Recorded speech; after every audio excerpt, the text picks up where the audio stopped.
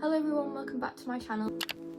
Today's video we're going to be doing my August reading wrap up and I'm so excited to talk about all these books. So I managed to read about 7 books this month.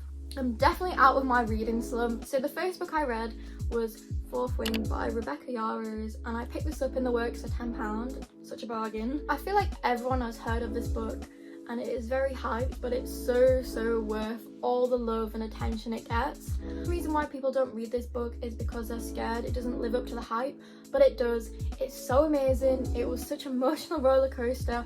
There's betrayal, vengeance, secrets, training, dragon riding, like it was so amazing. Like the author's not scared to kill people off. So there's so much suspense and I was literally on the edge of my seat. The book is about Violet, who is portrayed as very frail and fragile, and she was meant to be a scribe and just to work amongst books and archives, but her mum forced her to be a dragon rider. To become a dragon rider you have to go to the war college and there's so many tests and challenges and fighting and training that you have to go through. Becoming a dragon rider is so risky, like only a handful of people are able to graduate as a dragon rider just because it's so deadly. So I ended up giving this a 5 stars and a 2.5 spicy rating. The spice in this book is so incredible, like if you know you know. Isn't enemies to lovers, which is my favourite. Like the dragons are so interesting and cool and grumpy and like why did I think I was gonna fall for a dragon? That is a bit weird. The entire premise of the book was so interesting. I was gripped the entire time and it was such a beautiful read. Like Violet's point of view was so interesting. And then let's talk about Xaden. I love his grumpiness. He's such a strong leader and he has such a tough exterior and he definitely has that soft spot for someone. You can guess who. I think you get the point. I really love this book and I did buddy read this with my friend Courtney and she also did a vlog reading this, so make sure you check that out. I'll link it down below as well. So yeah, that is the first book I read. So next I ended up being very fortunate to read an ARC book on my Kindle. So I read Craving the Alien Vampire. Now you're probably wondering, what are you talking about, alien vampires? So this book is a sci-fi novella and it's such a fast-paced and fun and thrilling little novella and it was just such a fun read. I just love it. I ended up giving it 5 stars and a 4 spicy rating. So the tropes in this book is insta-lust, which a lot of people dislike, but it was perfect for this book just because it's such a fast-paced and quick read, so obviously it's gonna have insta-lust in there. We have Marriage of Convenience in there, the alpha hero, the Sunshine X Grumpy, very smutty. We have the touch and die trope, which I love that so much. Like I love a protective main character. This book is dual point of view and each character has such distinctive voices and a personality and I just love reading from both perspectives. So this book actually comes out on the 4th of September, so I'll link it down below if you want to pick up a copy. Next I did a buddy read with my good friend Laurie and Neve. This is their account, make sure you go check them out on Instagram. I talked about this series a lot in my June and July reading wrap up and I've read the first 2 books in the series and then the last book. You can read these books in any order, so don't worry about that. So this is Emily McIntyre's newest release. It's a dark romance and this is definitely the darkest one of them all. This book is about a Maya who's left to pay her mum's debts and look after her younger brother. She bumps into the town's priest and let me tell you, it gets wild. Like this book is so unhinged. I love it so much. So I ended up giving this book a 4.5 and this definitely would have been a 5-star read for me, but I found the first 100 books were quite slow. But when the book finally picked up the pace, it was so amazing. I give this a 3 chilies rating and this is not as spicy as some of the other books, which I preferred because I hate when authors just shove in spicy scenes. But the tropes in this book is a priest and an exotic dancer. So father kid, so we have father kid and then a Maya who works in a strip club and she loves pole dancing as well, just as a general hobby. So yeah, as you can tell by the characters, this is very twisted. We also have a stalker romance in there and forbidden romance, which I just love. It's so dark, it's so twisted. We also have the touch and die, which again, as I mentioned, I just love it.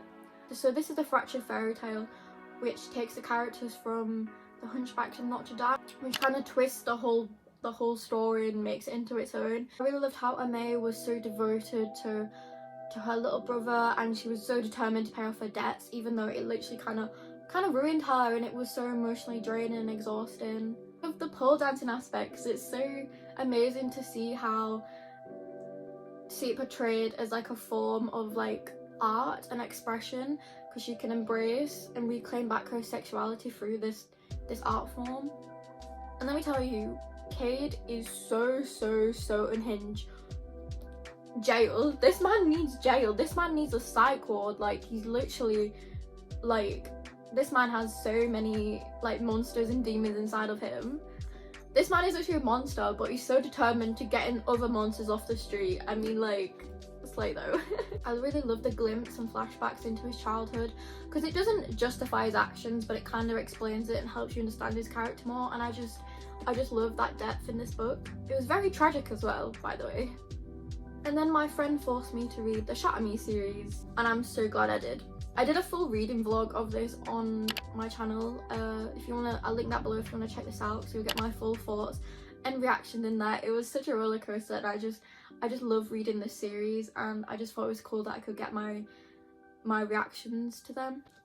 So the next 3 books I read was Unravel Me, Ignite Me and Restore Me, which is book 2, 3 and 4 in the Shatter Me series. My friend convinced me to pick up this series as I read the first book a while ago, and I wasn't sure if I was gonna like this series, and I'm so glad I did. Like, these 2 books, amazing.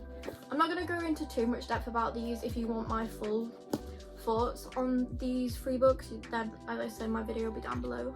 Writing in these 2 books are so incredible. I was so blown away how organized the chaos was and how poetic the writing was. Like, it just portrays emotions so well and tragically and beautifully. I was just obsessed. It was such a beautifully tragic read. So I ended up giving Unravel Me a 4.5 and Ignite Me a 5-star, of course, which is quite expected because everyone loves this book. So the tropes in this series is it's a young adult romance, but I will note it doesn't feel like it's a young adult book. It feels like more mature, and just because the writing is so amazing. Like, dystopian fiction, which I absolutely love these settings. I was getting mad Hunger Game vibes. I love triangle in this, which takes me back to like my Vampire Diaries and my Twilight days, and I just love it. I love it more than I should, because a lot of people hate love triangles, but it was done so well in these books. And Juliet's character was just so amazing to read. Like, she's gone through so much hardship and pain and torture. I just love how the author really embeds that trauma and torture into her. Like, she's so hard on herself, which makes so much sense and is so realistic, because when you go through so much torment and pain, like, that sticks with you for such a long time, and it's so hard to climb out of that hole. And I really loved how reflective Juliet was, like, considers what she's doing, especially with the whole Adam situation, because a lot of authors tend to brush over stuff like that, but she really like considered her feelings and her emotions and her actions in these books. And we also have Kenji, which is kind of like the funny side character, but he actually grows to be such a supportive friend. He's such a green flag. He's so funny and silly, and he brightens up the mood, and he's also very serious sometimes, and he gives amazing advice. So we love Kenji. He's such a green flag. I was quick to judge Aaron in book 1 and 2, which you're made to. He's meant to be the villain, but you kind of forget that he's actually not a monster. He's human. He's 19-year-old. This 19-year-old is doing the most evil thing possible, and he is so good at hiding his emotions. But obviously in the book we kind of learn that he is human, he has emotions, he has a tragic background, and it's all a front basically. Obviously there was no spice in these books. It was a closed door, but it still managed to be so intimate and so sweet, and Matthew made those moments so precious. And so next I read Restore Me, and I was a tiny bit disappointed, which kind of hurts me to say because I love this series so much. The whole dynamic shifts in this book, and I felt like I was just waiting for something to happen, and let me tell you, it did happen. That ending was crazy. And then finally I read Wanderlust by L. Evan Hart, which I was actually gifted by Tandem, and we did a little read along, and it was so fun, and I actually really liked this book more than I thought I would. It's about a girl called Dylan, and she wins a radio competition to go on holiday around the world, The only catch is she has to go with a random contact on her phone, which ends up being Jack. Random guy she kissed on a night out. There's a lot of tension at the start of the book because they're kind of like, they don't like each other at first. It's giving very like dislike to lovers kind of vibes. I'm not sure what I'm giving this book yet. It's either a 3.5 or a 4 star. And I really loved the feminist undertones in this book. Like I have a book tab called Girl Power, just because there were so many points in this book that made me so emotional. So Dylan is actually a journalist. So this book very focused on like social media and social media trolls and hate, and the amount of like, I just loved how it portrays how brutal social media is. Dylan gets so much hate online and it's so sad and it's so difficult, and it kind of just shows like how dangerous the internet can be and how much it can affect someone's mental health. And I just thought it was just so interesting to read, and it does it very well. I did find some of like the activity scenes while they were visiting different destinations around the world weren't the most thrilling. I guess I just really like to see their relationship grow, and how they kind of like chipped away slowly at the coldness in their relationship, and how they begin to be more supportive and they get more close to each other, and it felt like really natural to read about, and it feels like I'm reading a book in real life. This is gonna be so heavy. I hate when books do that. Like, that is everything I read in August. There's a good mix in there. I'm very happy with what I read, and I just love these books so much. Thank you so much for watching this video. Make sure you like and subscribe, and I'll see you in the next video. Thanks for watching.